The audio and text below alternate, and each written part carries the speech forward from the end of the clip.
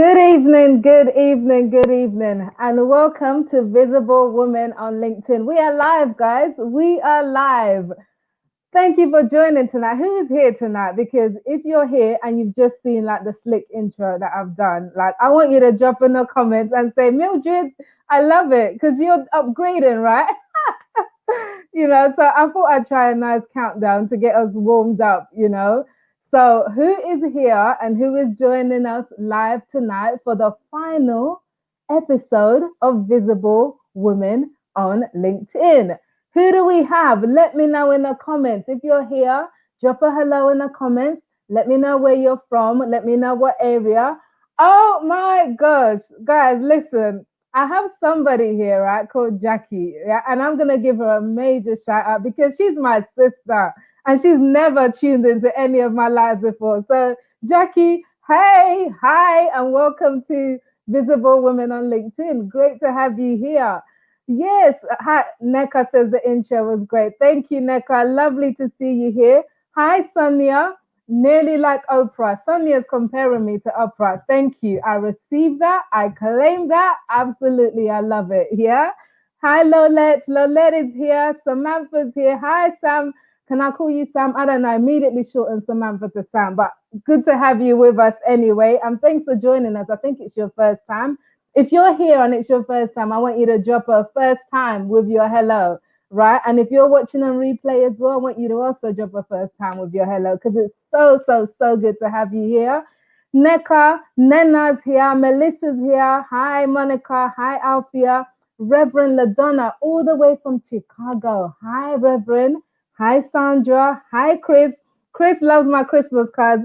Do you know what the kids did those? They put them up, and I think they look kind of nice. So I love it. I'm getting in a Christmas spirit, and here's the thing: I never get in a Christmas spirit before the 1st of December. It feels wrong. It feels wrong if it's not December, right? But December came, so last Saturday we put up our Christmas decorations. So it's feeling very Christmassy up in here, you know. Hi, hi, hi. Oh, it's Frida. Hi, Frida. I was going to say, who's this LinkedIn user? I don't know. Hi, Frida. Good to have you here. Hi, Monica from Mitcham. I used to live in Mitcham. Did you know that? I used to live in Mitcham. Mitcham, Streatham, London, before I moved to Kent, all over. I know those neck of the woods very well. Hi, Alfia. Alfia is here for the first time. JP is in the house. Woo, woo, woo. Hi, JP. Hakimat. Oh my God, we've got loads of first time users, first time people today. Guys, why did you wait so long to be your first timer to Visible Women on LinkedIn? This is our final episode. We've had 5 episodes so far. This is the last one. Why did you wait so long? But either way, I'm so glad to have you, and we are going to have a good time tonight because we are going to have a nice conversation to round off this series. Now, if you're logging on for the first time and you have no idea what this series is or who I am, quick intro. My name is Mildred Talabi. I'm a LinkedIn visibility coach for women entrepreneurs. And I love helping women get visible on LinkedIn so you can build your brand, grow your business, and increase your income. So we all want to do a bit of that, don't we? So that's what I specialize in. And this series, Visible Women on LinkedIn, has been a journey where I've been showcasing some amazing women who are not only using LinkedIn to build their brand and grow their business, but they've also got some amazing stories of their own and lessons that they've been sharing with us over the past 5 weeks. So this final episode is not going to be any different. It's going to be just as inspirational, just as motivational, and just as exciting. So I can't wait to bring Marielle on to you in just a minute.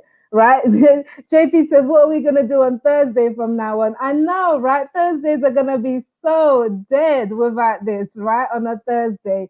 But I've got some things up my sleeve, which I'm going to tell you about at the end. So just hold on, and wait to the end, okay? Guys, as usual, I want you to react to show that you're watching. So I want you to do a like, a love heart, or any of the reactions, because that's the only way I kind of know who's tuning in, because it doesn't allow me to see numbers, So if you react kind of like a registration to say, hey, I'm here, that would be wonderful. Even if you're watching on replay, I want you to react too. So, and I want you to follow Start Being Visible on LinkedIn. This is the hashtag to find the replays of any of the previous episodes and also future episodes. and any and everything else I do on LinkedIn about how you can better use LinkedIn for your brand and your business. So follow Start Being Visible on LinkedIn. Okay. Huh. I want to bring Marielle on. I'm so excited to bring Marielle on, and I know a few of you here are part of Marielle's Women Who Influence Club, which I'm sure she's going to tell us about when she gets on. So welcome, ladies from the club. Gula, hi Gula, good to see you. Liz is here, 6 out of 6. I should start giving out prizes, right? Liz has been to all 6 sessions. That is amazing, Liz. I love it. Well done and welcome. Hi Shola, hi Samina. I love that you guys are here. So let's get into it tonight, because tonight's guest we are about to meet. Her name is Marielle Legair, and she is a publicity and personal brand strategist. Now, if you saw my post on Monday, you would have seen what I've written about how Marielle and I first connected. Now, we've kind of seen each other on social media for a while, but it wasn't until this year that we sort of reached out to each other like, hey, how you doing type of stuff, as you do. And we ended up on a phone call. And I tell you, I got off the phone with Marielle and I was literally buzzing, because like the kind of stuff I'm there thinking, I'm like a big dreamer. I got big goals, I'm there thinking I'm ready to take over the world. But she's like 10 times more, she's got some serious big goals, and like she really left me inspired. And I'm so glad that we've got to know each other, and we're getting to know each other through LinkedIn. But I knew I had to bring her on tonight, because I know that she's going to share some tips, some insights, some wisdom that's really going to help you as well tonight. So are you ready for me to bring Marielle on? If you're ready, I want you to just drop a message and say, yes, I'm ready and I'm waiting, because I can't just have her walk on, just like that. She needs to know that the audience is ready for her. So are you ready to hear what Marielle has got to say tonight? So I need 3 people to drop a yes, bring her on, and then I'm gonna bring her on. Yeah, how about that? Drop a comment and say, yes, I'm ready for her. Hi Melissa. Hi Nahima. Yes, Nahima's here and ready to learn. Yes, absolutely. I got thumbs up. Laura's here. Laura's ready. Okay. All right. Okay, guys. Marielle, are you ready to come on? Let's bring her on. Hello. Oh, here she is. Hi. Thank you. I am like a hype man, like in disguise, right? Yeah, I love it. Thank you. Hi, everybody. Good to see everyone on. Yes, it's so lovely to have you here. But to kick us off, Marielle, for those who don't know you and don't know of the amazing work that you do, can you just give us your own intro and tell us what you're all about and what you do? Yes, sure. So I wear a few hats. I'm a publicist, personal branding expert, speaker, and author. But I often say that my superpower is helping ambitious women move from unknown to go-to expert. So whether that's in their corporate role, helping them move up the ladder, or in business, helping them get more clients, or media features in the likes of Forbes and the BBC. So anything that helps women become better recognized for what they do is what I'm all about. I love that. And I love that too, because I'm on the similar mission, helping women to really take the center stage in their own lives. So that's amazing. So like nobody grows up thinking, I'm going to be a publicity and personal brand strategist, right? Because it probably wasn't invented, right, when we were growing up. So how did you get here, and what was your original career plans for yourself? Yeah, that's such a great question. Well, I've always loved to write, and I've loved like storytelling. I used to write stories growing up, and then I moved into working in PR in London. I was working at a lot of the big PR agencies in-house as well. And then in 2012, I went to New York on holiday and fell in love with the pace and energy of New York. And that's where my big thinking started, because I created a vision board and I had an image of me walking down the street in New York. And sat in my flat here in Kent, I would visualize myself living and working in New York City. 9 months later, I got flown out on a first-class flight to relocate to New York, and I was able to transfer with the company that I was working with. So I spent 7 years working in New York, still in PR, but then I realized, actually, I don't like working in a corporate environment anymore. So that's when I created Women Who Influence in 2016 as a way to reach more women online. And that's when I started focusing more on personal branding, because I recognized that while PR is great and it helps, get your message out there, when you're starting out in your business, you don't need necessarily PR. You need to know how to get customers and clients. So that's kind of why I focus more broadly on personal branding in addition to PR.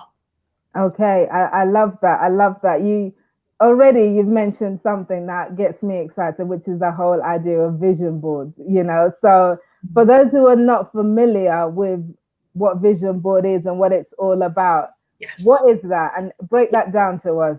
Yeah, so for me, it's a visual depiction of the goals that you want to achieve. So for me, on the board, I had that I wanted to move to New York. I wanted to go to Cuba.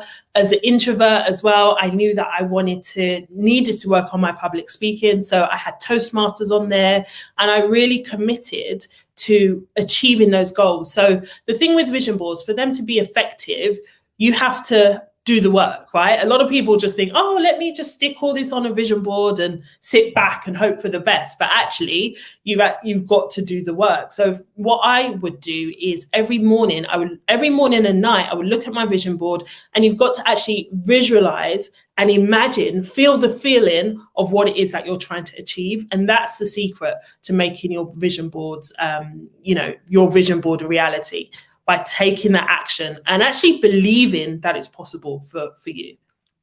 So I know that some people are a bit skeptical about things like vision board, and they'll say like it's a bit woo-woo, it's a bit like, what do you say to that when people have that kind of objection to doing it?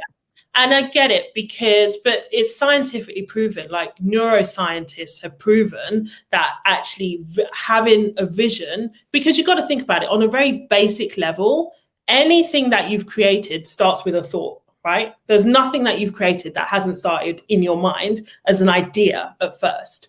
So it really is about getting crystal clear on what it is that you want to achieve, and then just taking the action. Nobody could contest that everything that we're seeing right now starts with a thought, right? So that's essentially what it's about. It's about getting clear on what it is that you want to achieve, and then just essentially starting with the end in mind, if you like. Start with the end goal in mind, and then breaking it down from there. That's personally what I do. I get that people are often skeptical about it, and they're probably the ones who need the vision board the most, I would say, because there's obviously some sort of block to trying to go after what it is that you want to achieve. Okay, I love that. So Sandra says, wow, I haven't done a vision board in years, so yeah, get to it, Sandra, get to it. And also, I think it depends on how your brain works. Like, I'm a very visual person, but there's some people that love to journal. I do that too, but for me, the idea of like seeing the big goals that I want to achieve actually in front of me and imagining that it's actually happening for me is huge. I mean, I didn't know anyone, for instance, when I moved to New York, but I knew that it was possible. I knew that I could make it happen. I was able to get my green card by doing the same thing. I've spoken at Yale. I've got my clients in every big publication that you could imagine. So all of that has started with a thought. So the way I see it, if we're going to think, we may as well think big, right? What's the point in setting small goals? Doesn't make sense to me. Absolutely. I love that. And we will talk about the thinking and the abundant mindset, but I want to take you back to your career now. So you're working, before you set up your business, you're working in corporate. Yeah. And you said you weren't liking it. And what weren't you liking about it so much? Yeah, that's a great question. And I think the reason I didn't like it was because I didn't know who I was. I wasn't clear on my values and really what I was meant to be doing. And it's only when I sought the help of a career coach to do, like, you could do those psychometric tests or whatever. I can't remember what the test was, but it really helped me identify kind of what my values were. And my values came out, can you imagine, that I was a visionary, that I was a big thinker, like to get ideas rolling, very creative, yeah, I was working in a highly bureaucratic corporate environment the results came back saying that's an environment that you should never put yourself in, because you'll be really frustrated working in a really bureaucratic environment. So yeah, once I got clear on my values, that's when I realized, okay, I need to get out of this environment because it's not aligned to who I was. So it's a long way to answer your question is, dig deep into who you are, get clear on what your values are. And I'll be curious with the ladies and gentlemen watching right now, do you feel like you're clear on your values? Because part of the reason why I was so stuck is because I was out of alignment. I didn't know what my values were, and that impacts everything, because it's like, it's like the guiding light of your whole entire life. So yeah, once I got clarity on that, I was able to get in alignment with work that I truly love and is my purpose.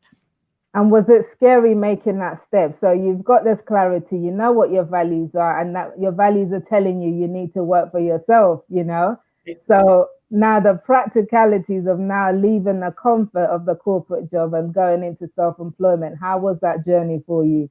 Yeah, it was scary, but what was scarier is the thought of not trying.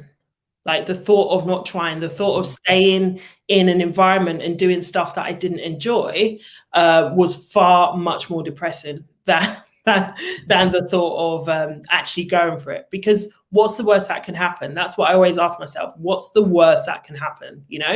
So when I realized actually, and it's a mindset thing as well, because when you realize, I feel like I'm a co-creator of my reality, like we get out what we put in. And I know that I've got strong work ethic. I'm very ambitious and very focused on what I want to achieve. So why would it not work out? So yeah. I love that. Okay. So what was it? Andrea's asking, was it the MBTI Myers-Briggs thing that you took? I have done that one. But it was something else. I've done that one. I think I'm an INFP, but this one was specifically about values.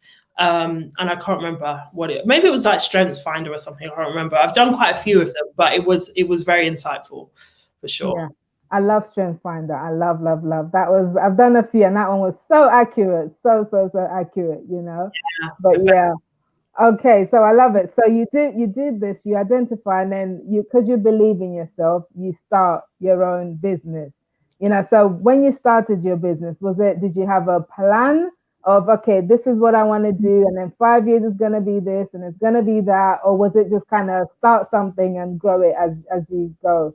Yeah, I think so. Two things. The mindset was important, but I think the mindset thing is something that you always have to work on, because I was definitely thinking, oh my gosh, I've never worked for myself before. How am I going to make this work? But with the right belief and mindset, I feel you can make it work. In terms of the plan, I didn't really have a plan. I was just thinking, I just want to work for myself. I started actually freelancing. So I was doing PR as a freelancer, which was really hard work because PR is very laborious. Writing, pitching, finding journalists, it's a lot of work. And I realized that I didn't really love that. I didn't love all the grunt work that comes with PR. So that's when I moved my business online so that I could essentially digitize my expertise. So now I have like a membership community, which is called the Influence Club. I see some of the ladies on here.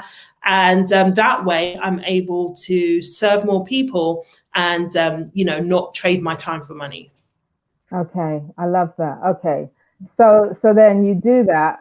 Where does LinkedIn fit into all of this? Because this is Visible Women on LinkedIn. So I know LinkedIn must have played some part in you developing your business and your brand. So what part was that?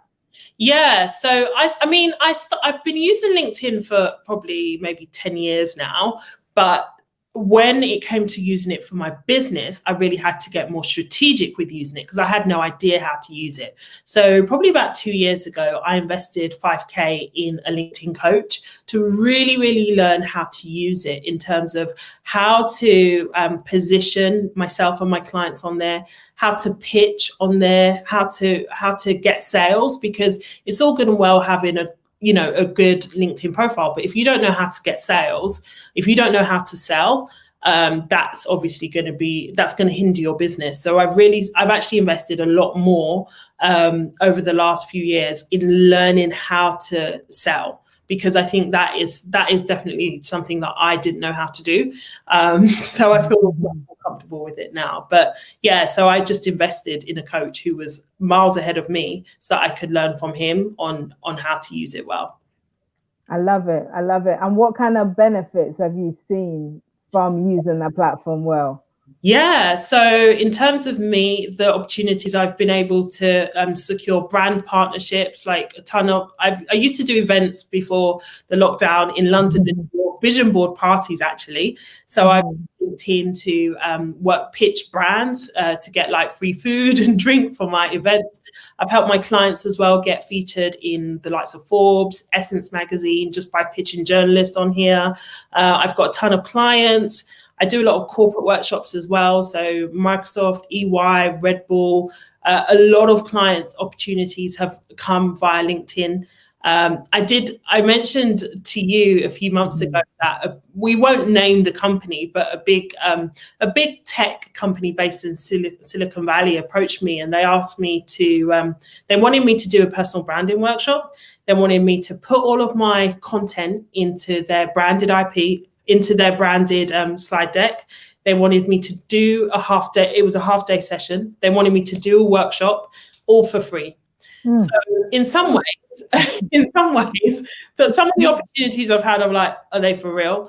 I just feel like for me, LinkedIn is my favorite platform because there's so many different opportunities that I've mentioned that you could get off of the platform. So that's why I love it. I love that. And I totally agree. There's so many opportunities. And you talked about investing to making it happen. Because if you don't know, you don't know. It's not one of those things you can kind of figure out. Yes, you can figure out, but it might take you 10 years to figure out. Or you can shortcut that process and get somebody who can help you come along. So that's great. Yeah. So you mentioned that I want you to talk about that because I remember you posted about that on LinkedIn some months ago about this organization which approached you to do all of this stuff for free, right? And of course your response was no, like what kind of fool do you take me for? But I know some people, and I'm not generalizing, but maybe some women may have said yes to that because they would have seen it as an opportunity to build my brand, to get inside, get my foot through the door. How do you differentiate those things? Like when is it time to say no, and when is it time to kind of brand with it? Yeah, and to me that's an easy answer because I do tons of free workshops. I do webinars all the time for like the women in my community and stuff. I'm fine to do free workshops when I know that it's not a multi-billion-dollar company that has, infinite amounts of ways that they could pay me. And I remember when that opportunity came up, I was actually really annoyed. I felt really quite insulted by it, especially at the time. It was at a time when they were publicly promoting their support for Black entrepreneurs, women like me. But privately, they were expecting to take my IP and run with it. So I wasn't pleased. I can totally imagine. But walking away from what seems like a big opportunity and just saying no and moving on with it, it takes some courage. It takes some courage. So how do you? I'm guessing you've had lots of experience saying no, over the years.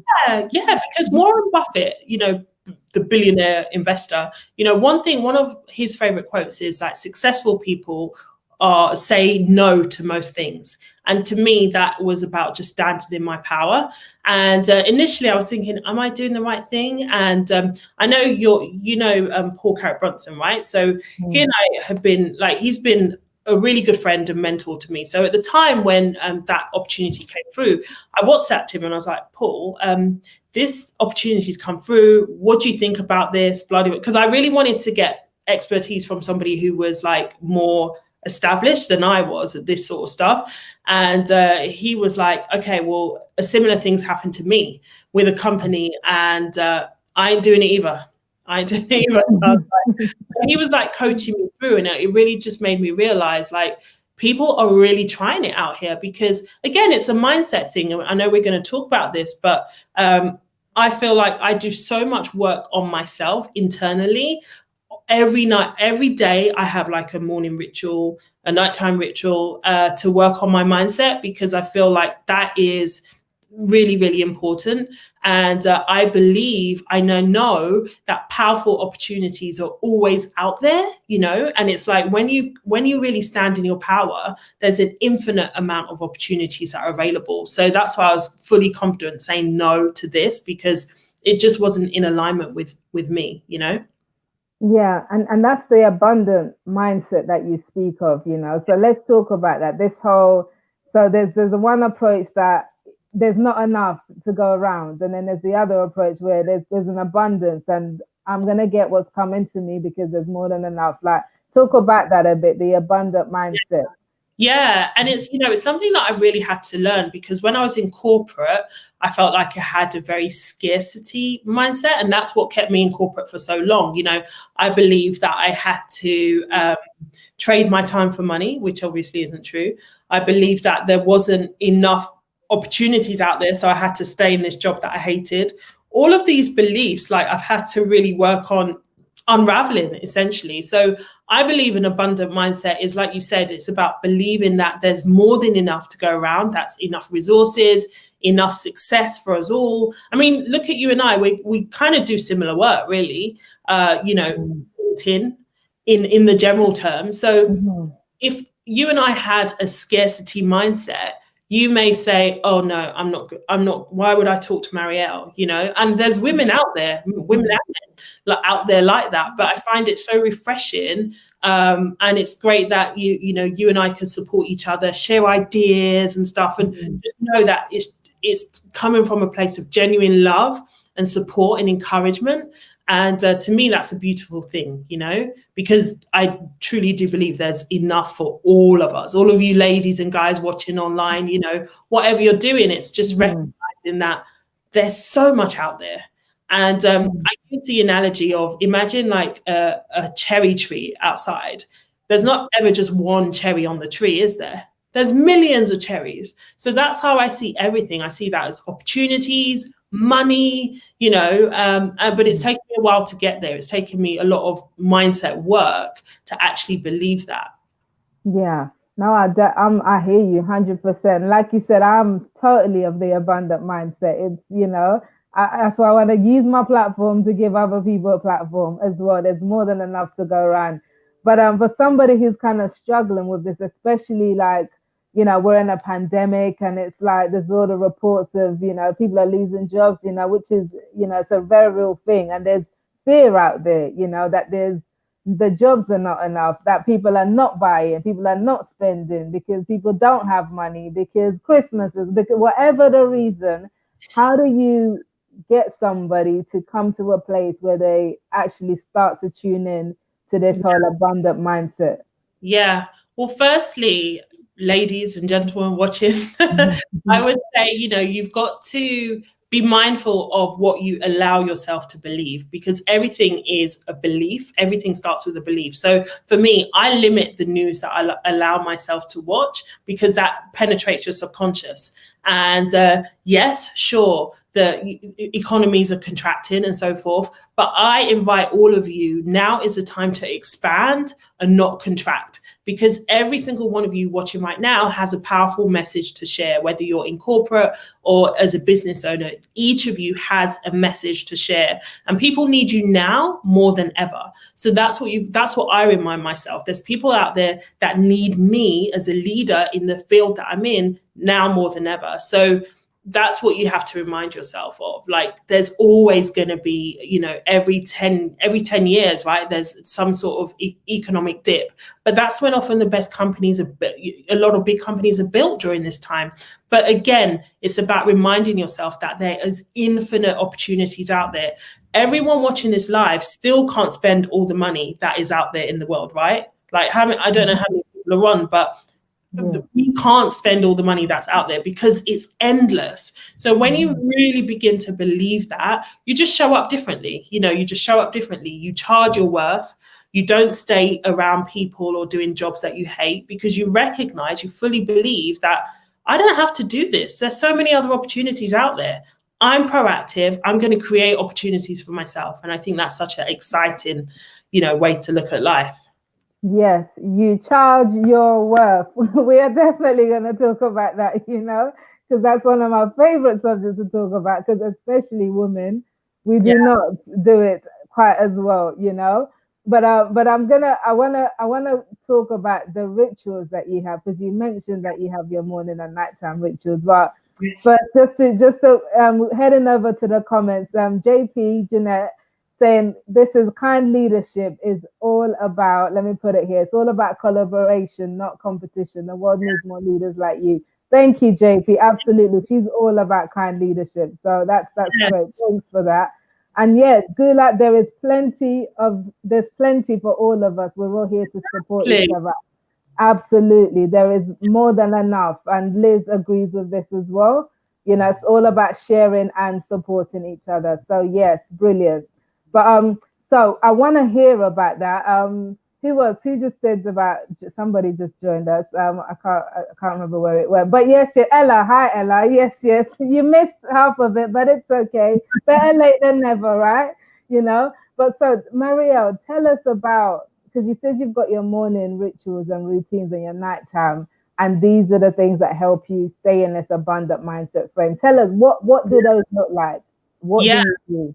Yeah, well, the reason I started working on this, my rituals, is because I'm obsessed with like personal development. I think it is so important, especially as an entrepreneur, because it can get really lonely. It can be depressing. So I know that I've got to keep my energy and my mindset in a good place.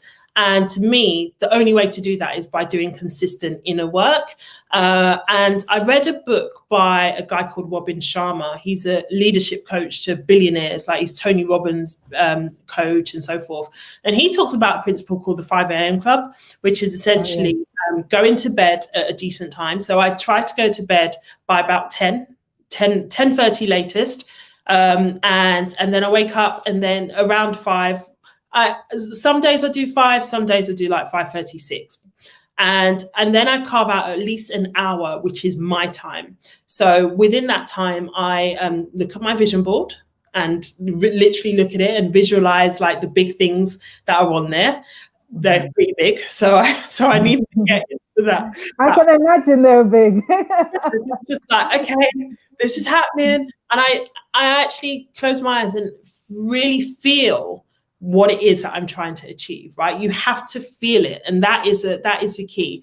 And then I may listen to a podcast. So this morning, I love Marissa Peer. I don't know if any of you are into like hypnosis, but she's an incredible speaker. I listened to an interview with her, and then I would just go for a walk. I'll go for a walk outside or a run out in nature as a way to kind of just get my endorphins moving and pumping.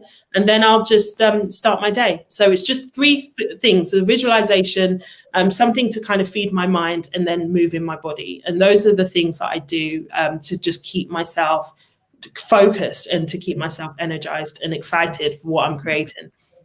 I love that. And I have a similar morning routine as well, which is, that's my precious time, very, very, I'm like a different Mildred when I don't get my morning, but mine, I add some spiritual stuff, biblical stuff to my one. But I know there's a few people on here who are part of the 5 a.m. club. So if that's you, yes, Sonia's talking about it. Sonia, I did try the 5 a.m. club. While I was writing my book, I was part of the 5 a.m. club. I made it like twice. And that was it. I was back to 6 a.m., Yeah, which is fine.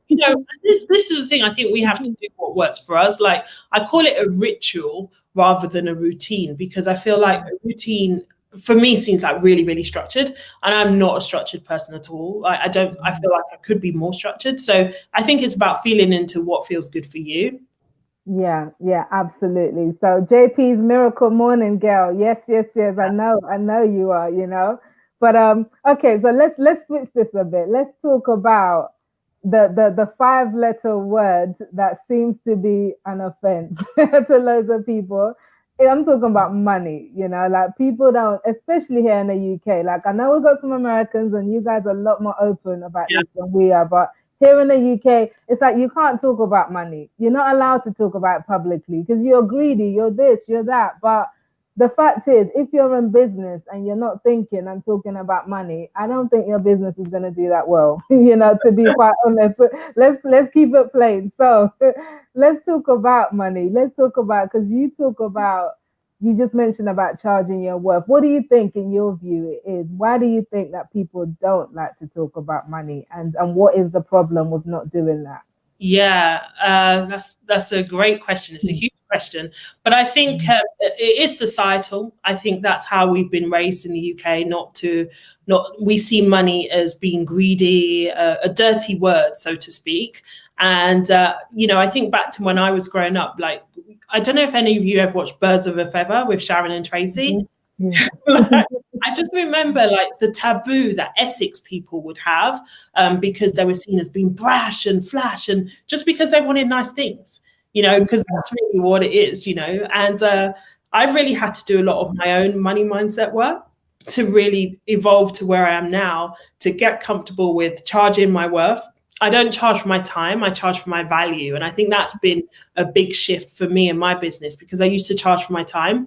If something took me like an hour to do, I would charge an hour, discounting all of the 15 years of international experience that I've gained working with CEOs and senior leaders in London.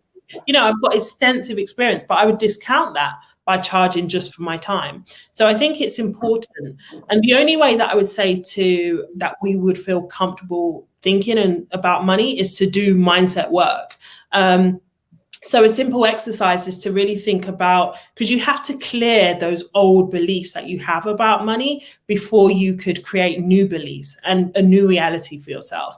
So even just thinking about, okay, what were you told about money when you were growing up? Were you somebody that was from a wealthy background, or were you somebody that was from a poor background? I wasn't born with like a silver spoon in my mouth, so I've had to do a lot of mindset work.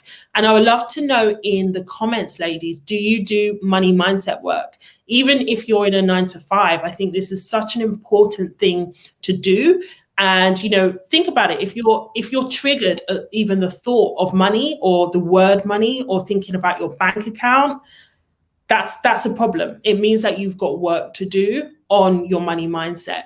If you struggle with charging your worth, or even talking about money, admitting that you want to make money, that's a problem. So it shows up in different ways. And I think that we have to really, really dig deep into what our beliefs are about money, because I was listening, as I said, I was listening to Marissa Peer, and she does a lot around money mindset. And one thing that she said is that our beliefs about money are set when we are 7 years old. So all of us, unless we've done that work to really work on our beliefs, are walking around with the money mindset that was set when we were 7. So that's why this work is so, so important to do, because it will dictate your whole entire life. It will dictate what you charge. It will dictate if you stay in a shitty job, even though you don't enjoy it, because you feel you've got to, stay in that job because you've got a lack mindset and you feel like that's the only thing available for you. It will dictate whether you shop in, in fact, I'll give you a perfect example. I'm a mentor to Red Bull social entrepreneurs, and I was speaking to one of the girls yesterday, and she said that she recognized that she's had the same pair of glasses for like the last 5 years, and she's not updated. She's not bought a new phone in, like, I think she said 5 or 10 years, because she felt like she didn't deserve nice things. That's a money mindset block. That's a huge money mindset block. So it shows up in so many different ways, and it really, really hinders us without doing that work to clear out all of those old beliefs so that we could create new ones. Mm-hmm. Absolutely. It's a hindrance. And when we're talking about this offline, you mentioned about it being, the whole ethnicity pay gap and also the gender pay gap, about how this lack of willingness to talk about money openly is leads to those problems. So what were you saying about that? Yeah, I was just saying, the fact that, especially in the UK, we don't talk about money, like we don't talk about what our salary is or anything else. It's seen as very taboo. And I feel that's part of the reason why we have a gender pay gap and an ethnicity pay gap is because there's no transparency. There isn't a dialogue around, okay, so what are you making? Oh, I'm making this. Oh, wow. You're making like 10K less than I am or whatever. It's all shrouded in mystery. And I think that kind of just exacerbates the problem because nobody knows what people are earning. And I think back to when I was living in New York and I would be in rooms with these super successful entrepreneurs and they were also open about, so I want to raise like $1 million. They were just so open about it. And I found it so refreshing. And I remember also that I got a job opportunity in New York and salaries there are just much higher than here. So the job was paying something like, I think it was 130K for like a PR manager role, which you wouldn't hear of probably in London without it being a really senior role. And a friend of mine who's a New Yorker, she said to me, oh, definitely negotiate. Yeah, you have to. Like it was just a standard thing. Of course you negotiate. You need to try to get that to like 150 or whatever. And I was just like, huh? Because up until, when I was working in corporate, in London, I was just so grateful to have a job. I didn't negotiate. I don't know. I would love to know in the chat, ladies, did any of you or Bode, the guy watching, hi Bode, you negotiate your salary? Like when you had your 9-to-5 jobs, did you feel comfortable negotiating your salary? Like I never even thought to do it. But again, it's a mindset thing, isn't it? Like it all essentially links to self-esteem and self-worth. Yeah, negotiating salary. I wish I'd known that when I was in work, because we're not taught these things. We're not taught these basic stuff at school or in life, so you just end up with this money concept that isn't healthy, So just a quick dive in the comments. So Chris says that she's charging her worth now this year. Oh, thanks to Mildred. Oh, thank you. Sonia says, love that. She's going to charge for her value. And Samantha had some mindset coaching early this year, got rid of many blocks. I didn't know things in childhood. Absolutely. Coaching helps, to pinpoint issues often, and so people have negotiated. Liz has negotiated once, she said, and it worked. Love it. Yeah. Nena says no, but she will do now. Thanks, Marielle. Absolutely. Never take the first price that's on the table. Go get yours, Nena, And yes, Bode, different countries have different cultures of money. So always do your homework. Absolutely. Yes. Yeah. So I love that. I do. I love all of that, So with money now and how it links to, because you talked about you invested in LinkedIn coaching, you spent 5K, and I know you've invested in loads of things, business coaching, etc. So what is the connection for you between investing in yourself and seeing success in your own life and business? Yeah, well, it just shortens the learning curve, massively shortens the learning curve. Like I could have opted, and I wasn't even making a lot of money when I invested 5K in the LinkedIn coach. I was early in my business, but I knew that I needed to get support and I just didn't want to waste time, So I know what it's like not to be making money, but you've got to decide. It's very, very difficult to get to where you're going alone. I don't know any successful person that is kind of self-made and doesn't have a healthy mindset around money, because it's crazy to expect people to invest in you and to expect to be successful when you're not invested in yourself. Like it doesn't work like that. Money is energy. And if you're somebody that's like holding on to your money and thinking, oh my gosh, like I can't invest in myself, I'd rather struggle and go it alone, then nothing's going to flow to you. That's how I see it. Yeah, absolutely. I totally agree. And on a practical level, because again, not people think, okay, well, LinkedIn, how do I actually make money on LinkedIn? I'm not asking you to go behind the scenes and show us your financial records or anything like that. But for somebody who's thinking, how do I even get started making money on LinkedIn? What are some of the tips or some things that's worked for you in the past and present? Yeah, so it's a great question. So And this is what I teach all of my clients, is like three P's to think about, right? So the first P is performance. So and that's the mindset thing.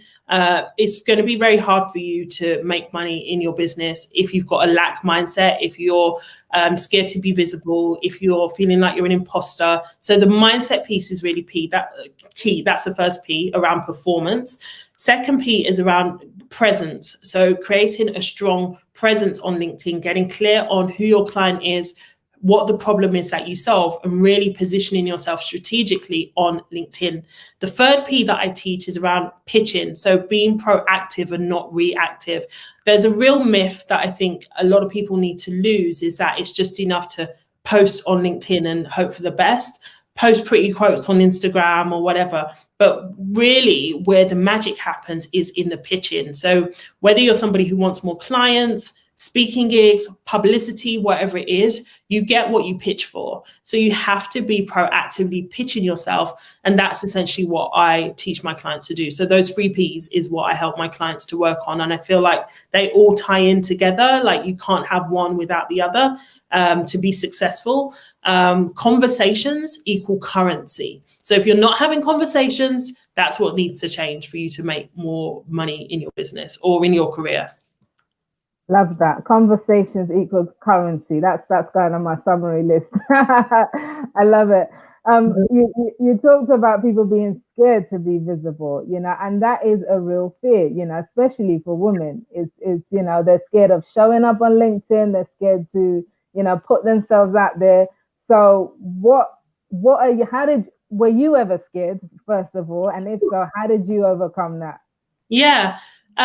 Yes, absolutely. Especially as an introvert, I'm like probably, very, very introverted. And that doesn't mean I'm shy. It just means that I like to be like in the background, especially as a publicist.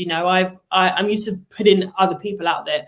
So I really had to question myself, like, what story am I telling myself? And for anyone watching, what story are you telling yourself as to why you can't be visible? Because the way I see it is we could choose our ego, which is to be focused on ourselves. People are going to look at me. I don't know what to say, or you could choose your message. So you can focus on your message, which is much bigger than you, or you can focus on your own self and your ego. Which are you going to choose? Are you going to choose yourself, your ego, or are you going to choose your big, powerful message that people need to hear? And so that's what really changed for me when I began to focus less on myself, because people don't really care about me. They don't care they care about what I'm saying and what my message is. So you have to make a decision, and you could choose courage or you could choose fear, but not both, right? So I choose to step in courage in my purpose. So that's what I would say to anyone else who's feeling nervous, is just to start small and just start. Momentum is everything. So get some accountability, work with a coach, work with someone who can help you, but know that you have to start to see results. Yeah, absolutely. Just start. I posted about that the other day. I think just get started. That's like the easiest way to start. So essentially, you had to get out of your own way, to an extent, to really start being visible on LinkedIn. Oh, yeah, absolutely. And this is where the mindset work comes in. And this is why it's important to do it night and day, because otherwise weeds set in. It's like a muscle, obviously I think about what my body was like back in January and what it's like now, not being able to work out properly. But it's like, if you're not using your muscles, they atrophy, right? Like they just kind of like disintegrate. So that's kind of what everything is. It's like you've got to build your courage muscle, Yeah, absolutely. And you talked about being an introvert, and I'm an introvert too, like a lot of people misunderstand what that's about. But like you said, it's generally like, you have a different personality type. But I know some people think, oh gosh, you have to be this extroverted person to really use LinkedIn. You have to be out there, put yourself out there. But I think they're confusing, like, because the way you put it, separating your ego from your message, I like that. So it's like, how how can they, in that whole journey to separate your ego from your message, what kind of baby steps can somebody take who's really like thinking, I know I have a message, or maybe they're thinking, I'm not sure I have a message. I'm not sure that people want to hear what I've got to say. Like, what would you say to that person to convince them that they do have something? Yeah, I think it's really about really self-reflecting and asking yourself, what story are you telling yourself, and is it true?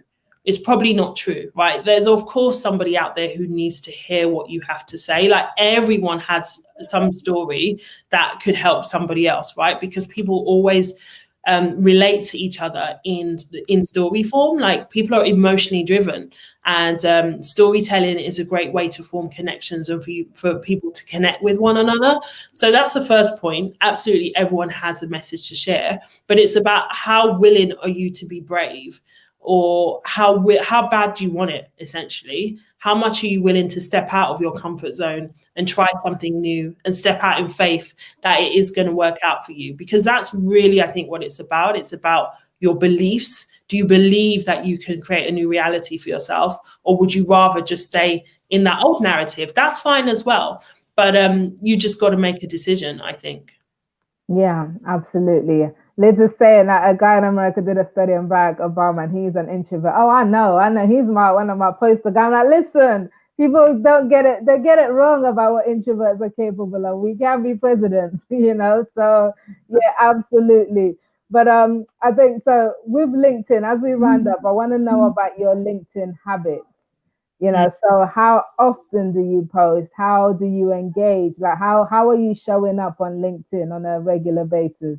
Yeah, so that's a great question. So it's funny because I applied to LinkedIn Live probably maybe a year ago or so, and I just didn't hear anything.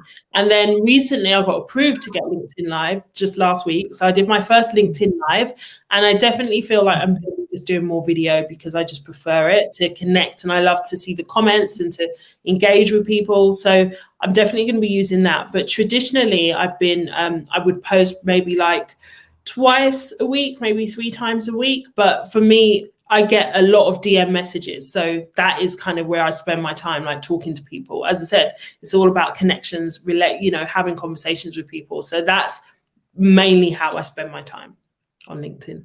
And when you started in the beginning, were you posting every day, or is the 3 day a week thing kind of always been your thing?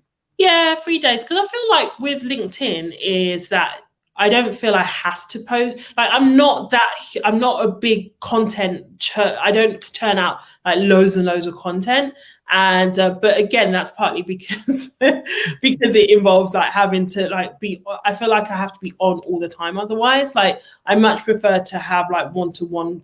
Again, maybe this is my introverted ways, but I much prefer to have like one-to-one conversations with people. Okay, that's good. No, I love that. I love that because there's different things. There's not one. Yeah. There are certain things that you need to have as a basic, but there's not one size fits all, and it's kind of finding your rhythm with it, isn't it? Exactly. And it's funny because I in the Influence Club, I was doing a session yesterday about systems to have in your business, and I think it really links back to who your ideal client is. So if you're somebody that's wanting to get one-to-one clients, you're going to have a different strategy to somebody that wants to launch a group program per se. And for me, I'm going to be, even though I've got my membership, I'm going to be working a lot more with corporates in the new year. So that's a whole different strategy that I've created to work with corporate clients. So I do think it also depends on who you're I do think it also depends on who your ideal clients are. Okay, I know they've kept quiet long enough. But yeah, the key word there is strategy, and it's about having a strategy and not just jumping on LinkedIn and expecting results, which is great, So okay, right, we've got like 5 minutes left, and I want you to talk about, because you've mentioned the Influence Club several times, and I know it's a membership that you have. So let's talk about it. Let's talk about how people can plug into the work that you're doing at the moment. Yeah, so I think that's that I offer a few things. So I do like half-day intensives. I do the Influence Club membership is good. I'm going to be opening up enrollment again for that next week. during a workshop that I'm actually hosting, which is called Map Out My 2021 Brand. It's going to be an interactive workshop and Q&A to actually work on your brand for the year ahead. You're all welcome to join, ladies, and ladies. Yeah, and the one gent. So that's next Wednesday. That's the most immediate thing that I'm doing. But yeah, that's pretty much it. So anyone who wants to join us, that's on Wednesday, and I'll be announcing enrollment into my mentoring community. And with that, in the Influence Club, we have one masterclass and one Q&A call per month. And then we have a Facebook group as well, because I think accountability is really key, especially in terms of, visibility and just achieving goals and stuff. So I can see a few of the ladies, Titsy's, Nena, on here. But yeah, so it's really kind of like a nice supportive group of ladies who are kind of all on the same mission to build their personal brand, essentially. And take over the world. Our secret agenda. Yeah. Yeah, absolutely. No, I love it. Final question for you, before we go. It's Reverend LaDonna. I like that question. So she's asking, how do you convert your one-to-one conversations to sales? One-to-one. So it's just about rapport building, asking the right questions as well. That's how I do it. It's really like I've developed a strategy that helps to go from cold to warm. So it's a series of questions that I ask my clients in a kind of non-intrusive way.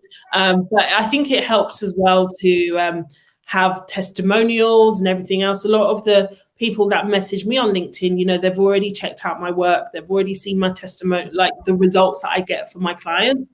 So that helps. I think social proof goes a long way because it does shorten the sales process, I found.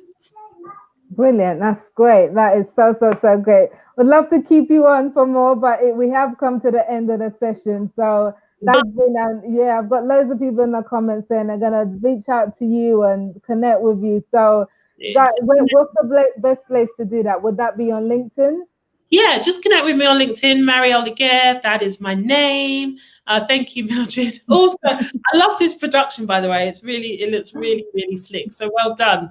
Connect with me on LinkedIn, and happy to chat. I've got a free webinar that anyone that wants help with like personal branding, I've got a free webinar. And then next week, it's actually a workshop that I'm doing next week. So it's not a webinar. It's actually we're going to work together on 2021 planning.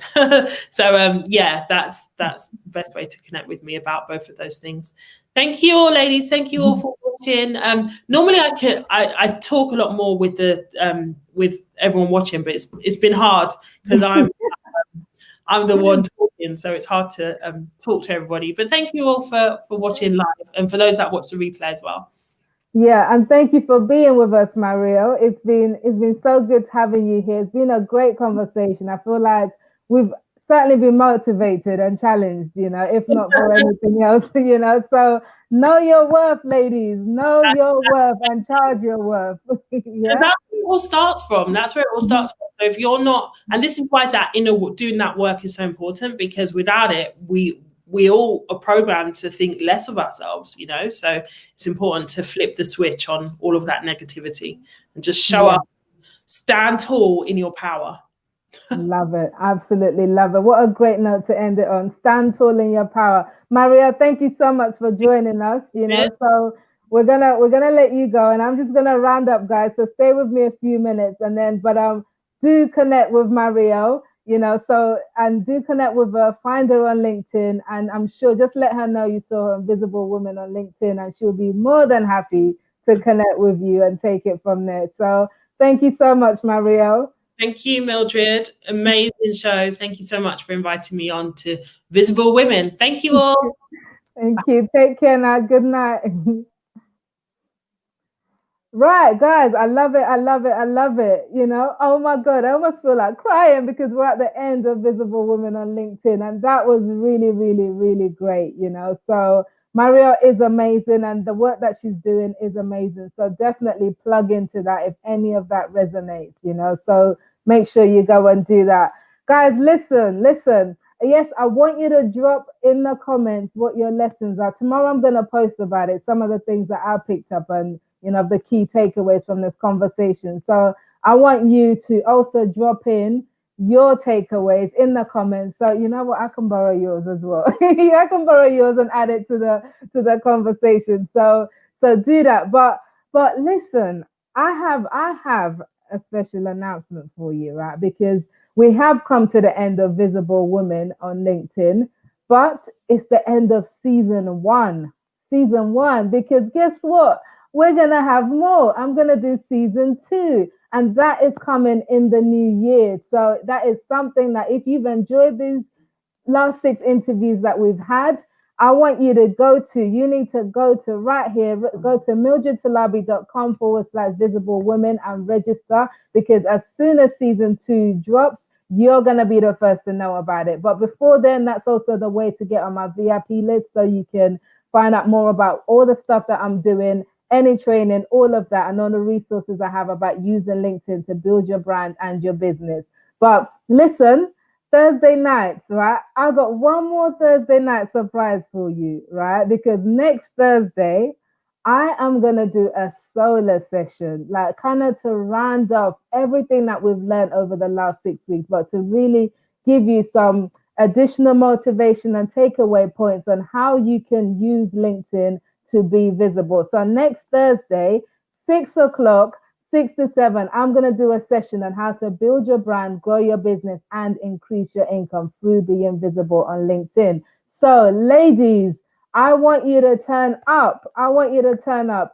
You know I love the publicity, so you're going to hear all about it all next week, right? Non-stop. But I want you to turn up. I want you to invite a friend, because we're going to really solidify everything that you've learned and heard over the last 6 weeks, but with some takeaway points for you to go away and implement and start being visible. And also I've got some resources that will help you. So come again next Thursday. That's really going to be our final session. It's a solo session. It will be our final session, 6 o'clock to 7 p.m. And it's going to be with me and you for an hour. And we're going to talk about being visible on LinkedIn. So if you're going to be there, let me know in the comments. If you're hearing about this for the first time and we're not connected, send me a message. Let's connect on LinkedIn and let's continue to have this conversation about being visible. But ladies and gents, I know there's a few gents, and there's some who are here openly, and I know there's the ones undercover as LinkedIn users. I see you, but it's okay.